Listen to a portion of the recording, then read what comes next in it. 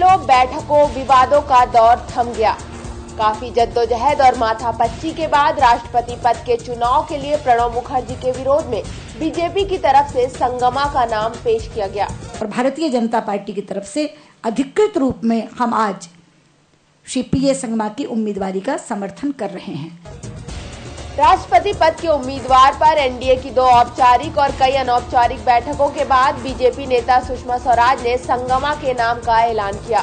BJP ने माना है कि वो इस मुद्दे पर एनडीए को साथ नहीं रख पाई। राष्ट्रपति चुनाव के संबंध में एनडीए की 2 औपचारिक बैठकें हुई और अनौपचारिक स्तर पर भी कई वार्ताएं हुई, लेकिन हम इस मुद्दे पर एनडीए में एक राय नहीं बना सके। साथ ही बीजेपी का दावा है कि इससे एनडीए की एकजुटता पर कोई असर नहीं पड़ेगा। एनडीए एक बहुत मैच्योर अलायंस है, बहुत परिपक्व गठबंधन है जो कई समयों पर अलग अलग विभिन्न मतों को समेटते हुए भी बना रहता है, टूटता नहीं है। इसलिए एनडीए की टूटन का कोई प्रश्न पैदा नहीं होता। बहरहाल सहयोगी दल जेडीयू और शिवसेना की असहमति के बीच बीजेपी ने राष्ट्रपति पद के लिए पीए संगमा की दावेदारी का समर्थन किया है, जबकि शरद यादव ने प्रणब मुखर्जी की उम्मीदवारी को समर्थन देने की बात कही है। हमारी कोशिश थी कि राष्ट्रपति संवैधानिक पद है, एक राय से हो जाए, लेकिन आज परिस्थिति जो है उसको देखते हुए मैं कहना चाहता हूं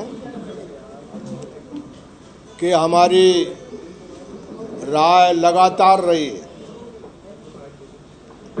और वो हमारा अनुभव है कि राष्ट्रपति 13 बने हैं, 2 को छोड़ करके हमने सभी राष्ट्रपति के जो चुनाव हैं उनको हमने देखा है। संगमा की दावेदारी का सबसे पहले एआईएडीएमके और बीजू जनता दल ने समर्थन किया, जिसके बाद से ही वो मैदान में अड़े हैं। अब संगमा ने जेडीयू, शिवसेना और टीएमसी से भी समर्थन की मांग की है। Today I am very happy that the BJP has taken a stand to back my candidature in the coming presidential elections. I once again appeal to all the allies of the NDA to extend their support to my candidature. I'll be making my tour program and I'll be going out all over to personally request all political parties, both in UPA and in NDA.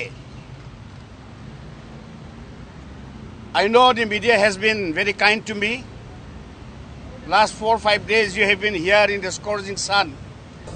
फिलहाल संगमा ने NCP से इस्तीफा दे दिया है। इस तरह संगमा को अब तक बीजेपी, अकाली दल, बीजेडी और एआईएडीएमके का समर्थन हासिल हुआ है। News point bureau, Delhi.